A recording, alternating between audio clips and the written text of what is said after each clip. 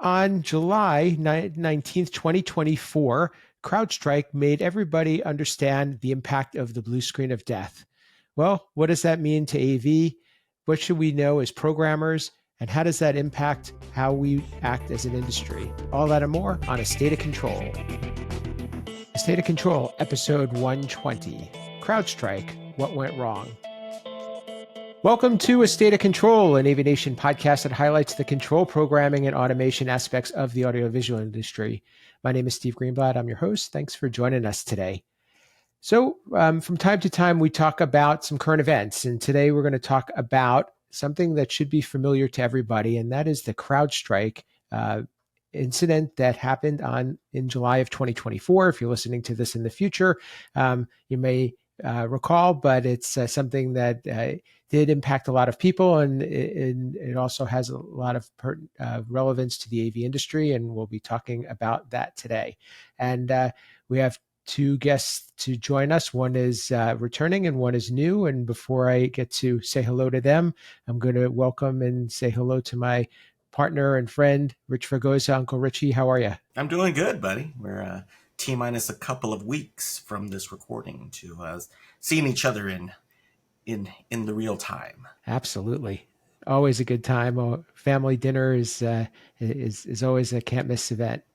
So looking forward to that. Let's move on and say hi to another familiar face to me and somebody who I host a podcast with called Ask the Programmer. He's James King, and he is from the School of Medicine at UNLV. Welcome, James. Thank you, Steve. It's great to be here with Uncle Richie and you, and I love this topic. Absolutely. And James was last with us on episode 105. And so if you want to hear some more about James, and he's been with us for several episodes, but that was the most recent one.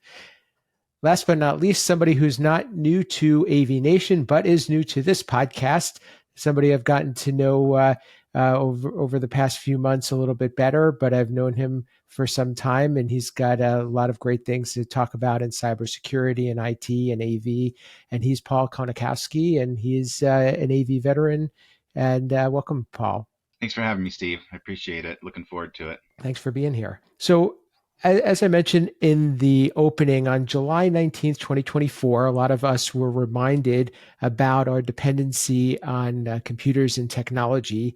And we woke up that morning to a big panic where a term that we all know as the blue screen of death became a common term to just about everybody in the world. And what happened was there was an update that it impacted a lot of Windows machines and a lot of systems by a company called CrowdStrike that really took down the world, if you will. It impacted businesses and transportation and industries. And while we were able to recover, it still made us aware of how important it is to vet and have an implementation and a backup plan for software. So, Rich, with that said, we here have been in this this really niche industry of AV that we kind of been making the rules as we go for the most part, and things have been going quite well. But it is a time for us to become a lot more serious about doing updates and the responsibilities that get involved with that. What was interesting to me about CrowdStrike and kind of the aftermath, and like I found out about it because I was in the middle of something and all of a sudden all heck broke loose with systems. But when they started doing the postmortem and they started tracking down what the issues were, one of the theories is that they basically made an update to the code base without vetting it properly, and it was a typo. And anybody who does what we do from a control systems programming standpoint, first thing we talk about is checking your work and vetting your work and regression testing and like considering anything that you do once you're maintaining, what the repercussions are as you're changing it. We talk about best software practice. This was a perfect example of the next level of why you do this in the first place. We have local isolated issues. This was worldwide. The concept, though, and the mistake was still the same. It was, it was kind of a computer science 101 that everybody went, whoops, because they got complacent, for whatever reason. Why? Because you needed to get it done.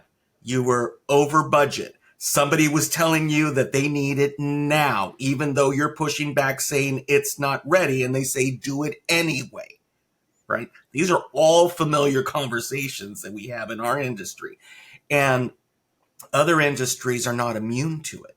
And so I view it as an important lesson, as a safe lesson for us, because to go, look, if you had thousands of people over there who were doing this and collaborating and everything else, and they didn't stick to the basics, that's what it came down to, is that you sometimes believe your own press, and in the act of getting things done, you get away from your fundamentals. And once you get away from your fundamentals because you think you're either too good for it or you don't have time for fundamentals, this is an example of something that happened. So, it was nuts. I mean, again, it was just watching dominoes go, at that point, because every time I turned around, there was something new that went down, and it trickled. It was, the first thought was like, oh man, there's a virus that's coming through, because it acted like one, right? It just spread along the way.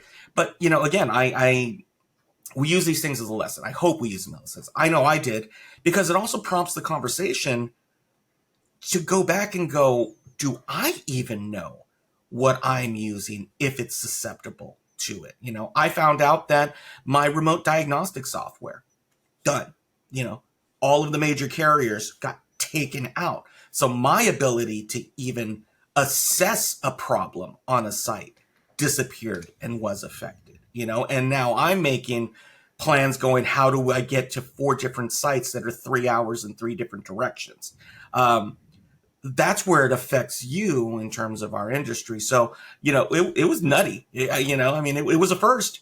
It was definitely a first. Absolutely. Yeah. James, we often talk about how AV, it's not life and death. You work in a medical school, it could be a little different. But let's, kind of playing on what Rich said, what are our responsibilities and to ensure that our systems and, that we take doing updates a little bit more seriously, and that our systems are more resilient. Our main responsibility, besides testing and vetting our code, we always say we test and vet our code, but it's sometimes, like Richie said, sometimes you get that pressure from higher up that pushes us. But the thing is, I actually heard this on a leadership podcast. It is our job to challenge leadership. Sometimes, if you are not 100% sure in your code, you have not gone through the vetting process, and your leadership is coming down and saying, push it out now, you will have to push back and say, no, this could potentially take down thousands of clients, or hey, take down one room. Like we're talking about AV. There's a potential of being an issue. Give me the time to properly vet this. Say, let's put the time up front to vet and verify before we have to do a knee-jerk reaction. Going to what Richie also said, there was a lot of knee-jerk reaction to the CrowdStrike because everyone thought it was a cyber attack or a virus hitting globally. Us IT folks, us AV folks, we sit there and go, hold on, pump the brakes. What's actually happening? And then get all the data and the facts first, and then assess and move forward. You can't just knee-jerk react like a lot of people was doing, especially during this. Everyone's like, "Hey, our country's getting attacked. We're cybersecurity. Hey, we're vulnerable." But, left and right, throw doomsday things out there.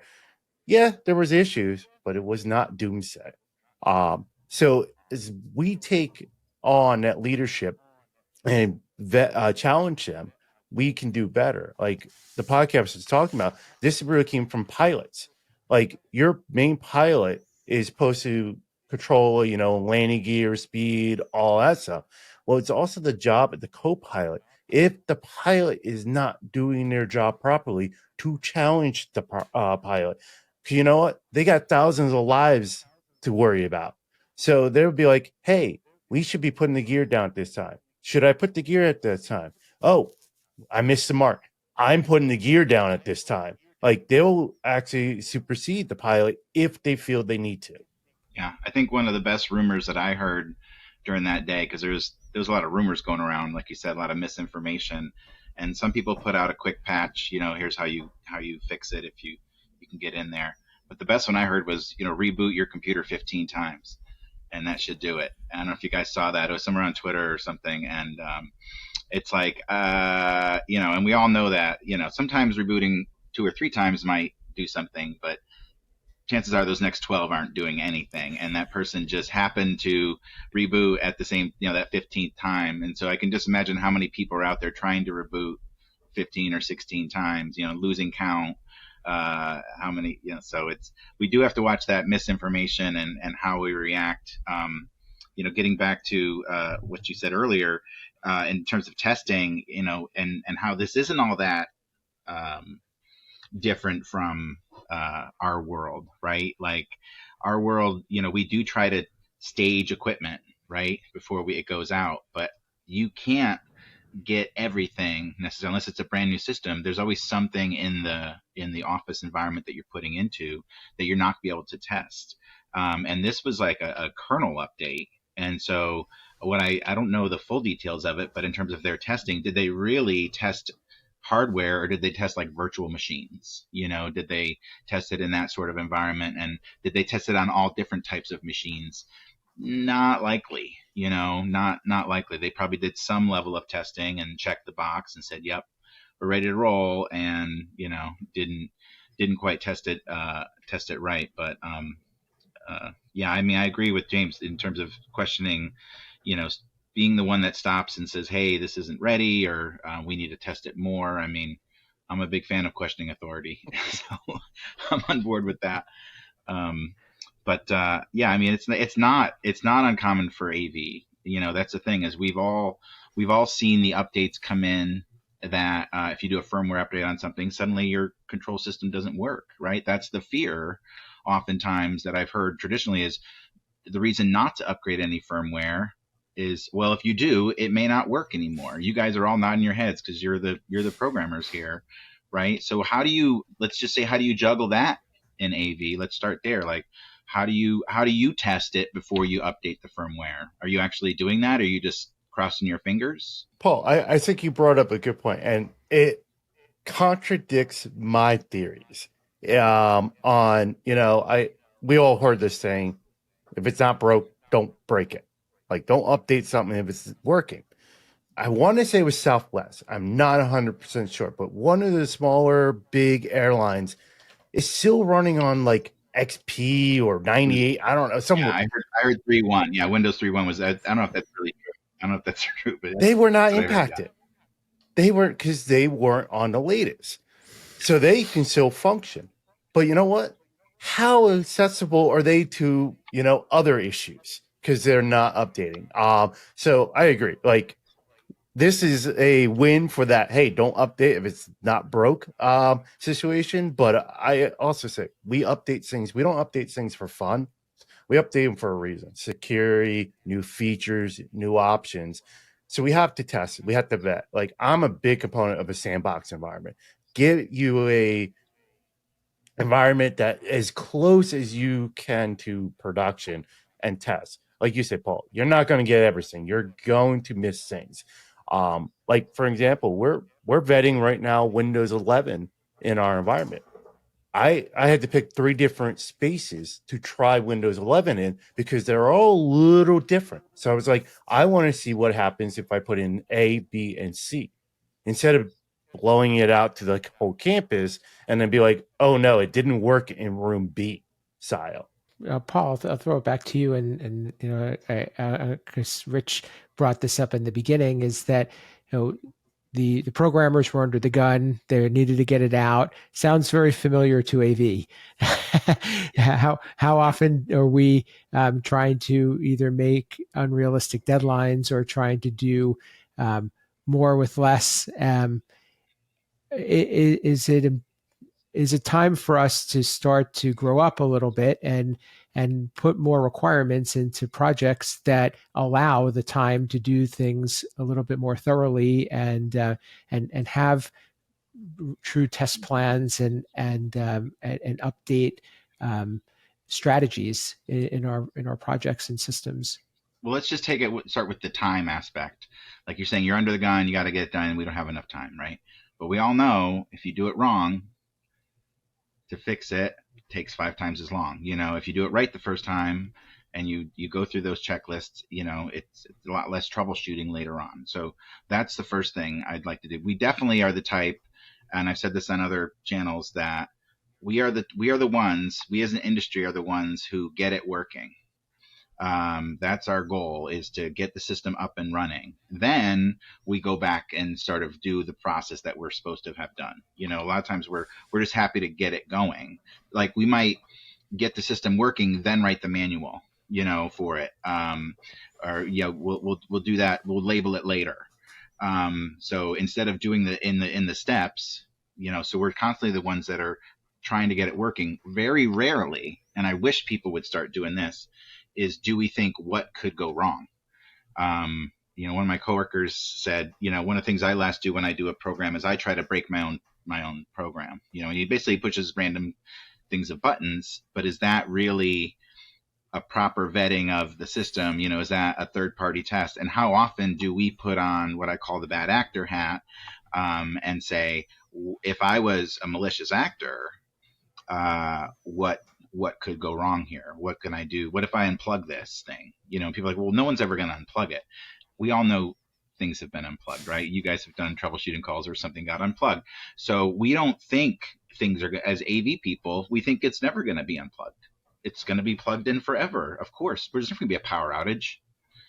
Like, what? That doesn't happen in our world, because we got up and running and I got to go, I'm going to take off now. So call me a pessimist. I don't mind being called that. I think that actually is one of my strengths, is I can look at something and say, oh, this could go really wrong, and if we start thinking like that about one of the biggest the reason this thing impacted so wide is because so many people were using CrowdStrike. I mean, and if we look at our own industry like that, and everyone using the same thing, or we're going to standardize across this entire campus, and one rollout can take out your entire campus or 80% of your rooms, maybe you shouldn't roll it out to 80%. I think that's the other thing I never really got a clarification on. Maybe you guys did. Is why wasn't this rolled out slower, and so that they could have stopped it and at least lessen the impact? Because they said they rolled it out, but I think they rolled it out over about 10 seconds. It feels like, because obviously these things, it took things out like hard. And so a couple of reports of that should have put the brakes on that rollout. So it's one of those things, they said they did it, but did they really roll it out? I don't know if you guys had heard anything about it, or how do you, how do we roll it out as an industry? I think we used to do it room by room, but now we're being encouraged to do it a bigger push, So, can you speak to that at all? I think you did pretty good there, Paul. That do it later thing. I always love this saying, because, we'll do that later. And then it's like, will you? Put the time in now, because most likely you're not going to have the time later to do it. But I'm like you, Paul. I'm a pessimist. I look at the things, and I actually did that just very recently on a change I need to make for a new system. I had to move a piece of gear on the network from one VLAN to another. And I know a lot of people would be, just move it. I stop and I'm like, wait, there's multiple rooms that connect to this unit. If I move the VLAN, what will happen to the other rooms? And I had to go through the process in my head. I go, okay, this is what They don't communicate to each other. This is what's going to happen. Okay, if this does happen, what's our plans to make sure the rooms are functional until I can address that concern? So I had all that plan in place, talked to my team saying, we're doing this. This is a potential impact of doing this. Here's the workaround for that impact if it happens. And then I moved the equipment. And yes, it did happen, and we had no hiccups because we were prepared for that worst case. I agree with that whole rollout. I didn't hear about any good rollout for this CrowdStrike, but I agree. I don't think they really vetted that well on the rollout. But that's where you got to do the rollout. You got to find out, like when I do, like what I mentioned earlier, the Windows 11, I'm trying 3 spaces. We're testing, vetting, making sure, and then putting it out to other places.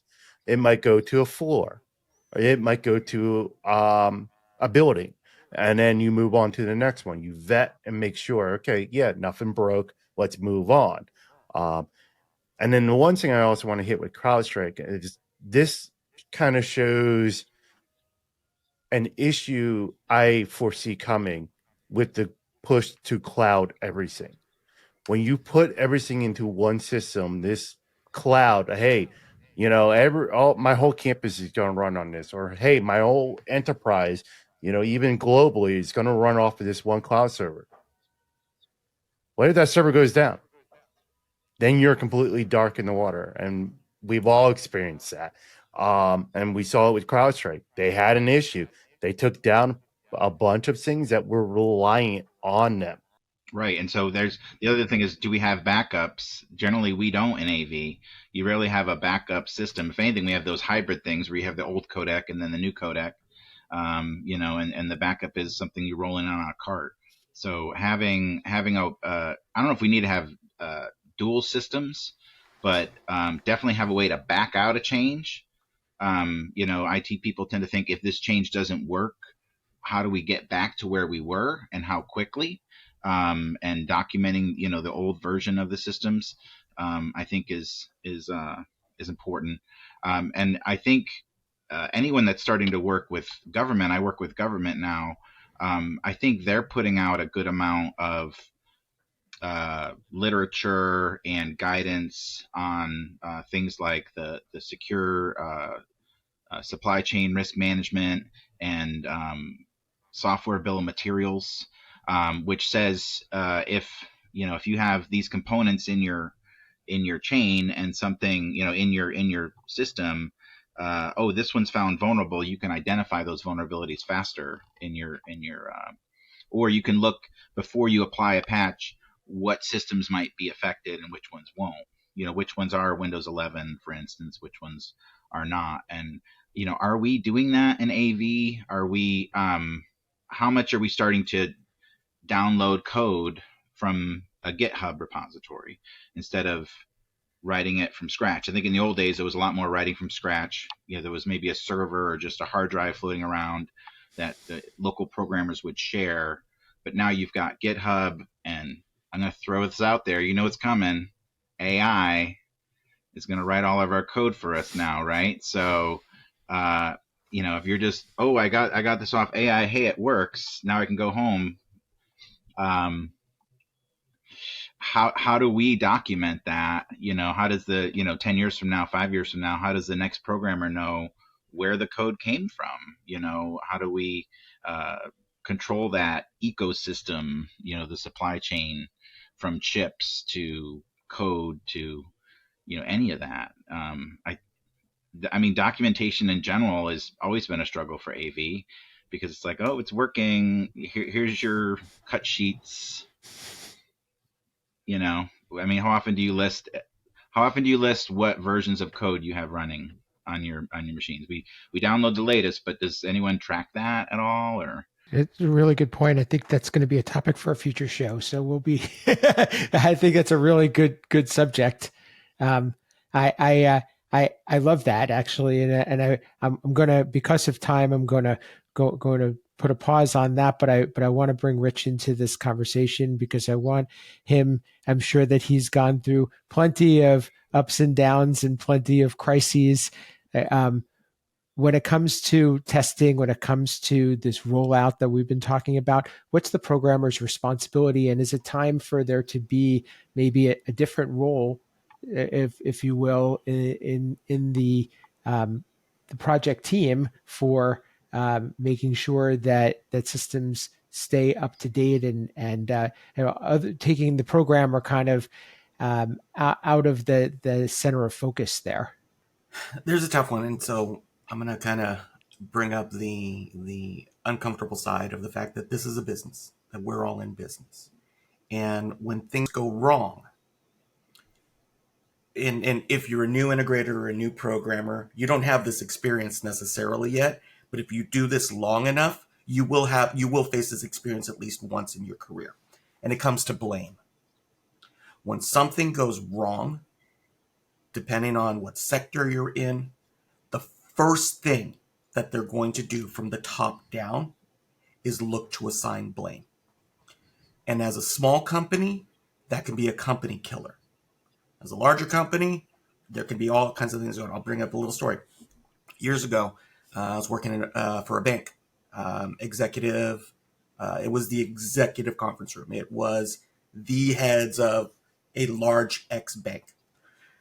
Conference was going on between multiple sites. Conference went down. They spent a month trying to figure out who was to blame for that going out. Now, the conference controller had this company's name on it.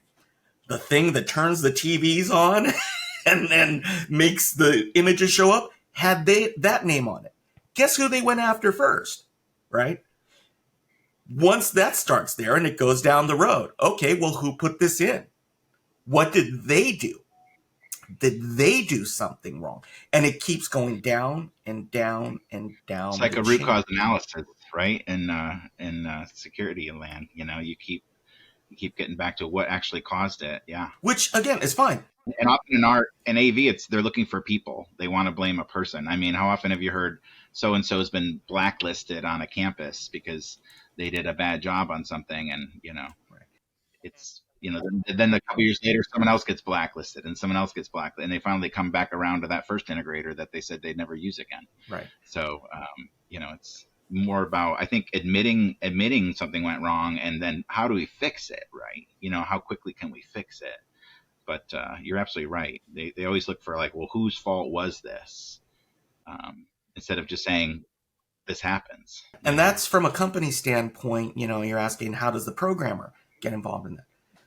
You have to learn to communicate that.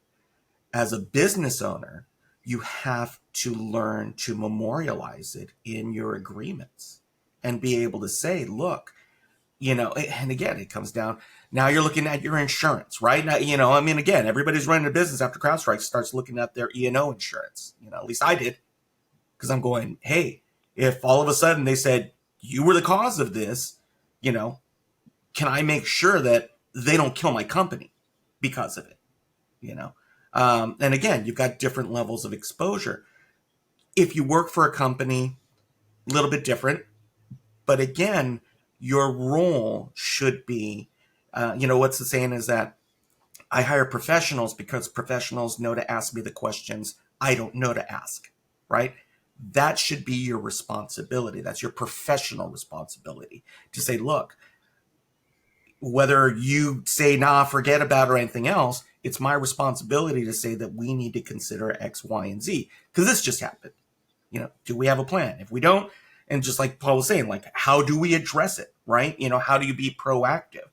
And part of this is not only being reactive, right? I wrote the code, I hit upload, push some buttons, and I walked away. I'm good. Great. Again, that's your job. That's what you're paid for. But there's the other side of your career and making sure that you're being thorough and going through the possible. Nobody likes to think about when things go wrong, right? But the first conversation I have with everybody is, look, it is not a matter of if, it's a matter of when. And I've taken as many steps as I believe are reasonable to address when. It may not be perfect. It may not even turn out. There may be something that I haven't considered. But we are making, and again, you're right, best efforts to maintain system reliability. Um, and again, and it's tough because if you're the one who's sitting on the paint bucket, typing away, trying to get the last thing done, right? Because everybody's looking at you saying they need the room in 2 hours or whatever. It's easy to kind of succumb to the pressure. Part of growth, part of becoming a professional, part of becoming a respected professional is the ability to advise and be proactive and protect your clients from themselves. That's a skill, but it's one that on every job you should try to cultivate.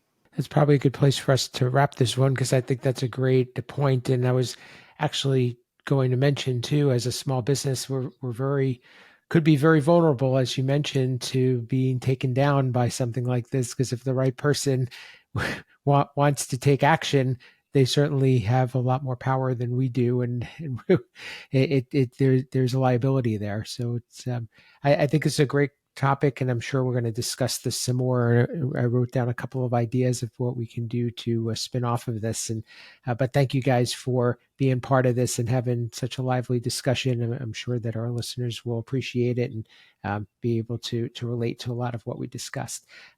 James King from the School of Medicine at UNLV, how can people get in touch with you, learn more about your podcast writing, so forth, and continue the conversation?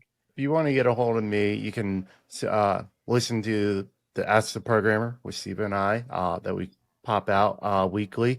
I'm on Twitter or X or whatever we're calling it these days at AV_James King. I'm on LinkedIn, NSYNC with HEPMA, writer for the Higher Ed Digital Magazine. You Google me, you'll find me. Excellent. And Paul Konikowski, thanks again for being with us. I hope that your first time was a good experience and that you want to come back for more. How can people get in touch with you and keep this conversation going? And as you could tell, Paul's a great wealth of knowledge, so you should get in touch with him. Well, you look for this hatch, and then you open the hatch, and you go down into my bunker. No, you can find me on LinkedIn. That's usually the best way to get a hold of me. Paul Konikowski. I do work with government, so keeping that a little bit quieter. But you can also find me on the AVIXA Exchange. I've recently been made into an advocate, AVIXA Exchange advocate, and I encourage these conversations to continue there, cross-platform a little bit. So you can find me on both of those. Excellent. Thanks for being with us. And Rich, another great episode, another good conversation where we're able to learn some things. How can people get in touch with you and keep this conversation going? You can find me on the interwebs. You can type in my name or the company name and things will pop up. You can find me on the socials at @rfregosa. I'm also active in the Facebook groups and different programming communities. Reach out, the email Rich@Fregosa Design. I know Steve and I talk about it a lot. If you take the time to listen, take the time to reach out. It's why we do it, and it means a lot to us, as much because I know sometimes Steve and I sit here and we're, going on 11 years and we enjoy what we do. But it definitely gives us a little lift in our step, knowing that the knowledge that we have is somehow being passed on somewhere. And more importantly, pull up archives of these shows. Paul and James drop some knowledge bombs, of what you really ought to be considering. And, this is why we do it, to bring people who, I love that everybody in this room is smarter than me. That's the best thing for me possible. But first and foremost, obviously, I hope you find us on AVNation.tv and our varied shows that address all of the different verticals in the market, and always support our sponsors. Absolutely. Well said, Rich. And if you want to be a guest, please reach out to us as well. We're always looking for new guests and fresh ideas. So please join us. And as Paul can attest, it's a good experience, I hope. And we appreciate you being here with us. For me, you can reach me at Steve Greenblatt on social media. My company, Control Concepts, at controlconcepts.net. And We always welcome your feedback, a rating, review, and just let us know you're listening. So with that, this has been A State of Control. The network for the AV industry. What are you listening to? This This is AV. This is AVNation. This is AVNation.